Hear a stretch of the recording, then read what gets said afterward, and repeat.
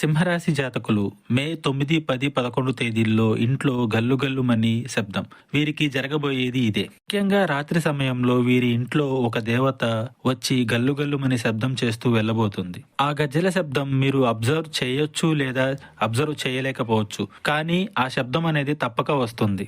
లక్ష్మీదేవే మీ ఇంట్లోకి వస్తుందని గుర్తుపెట్టుకోండి. ఏ దైవశక్తి ముందు ఏ దుష్టశక్తి కూడా నిలవదు. మీ ఇంట్లో ఇక ఏ దరిద్ర దేవత కూడా ఉండదు.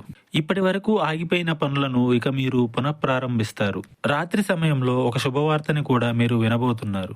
ధైర్యంతో మీరు వచ్చిన సమస్యలను ఎదుర్కొంటే మీకు తిరుగులేని యోగం కలగబోతుంది. ఎవరి ఏ చెప్పుడు మాటలను ఆలకించవద్దు. నరదృష్టి ఎక్కువగా ఉంది కాబట్టే మీ ఈ సమస్యలకు కారణం. ఈ రోజు మాత్రం కాస్త అంతా మంచి జరిగే పనులే జరగబోతున్నాయి.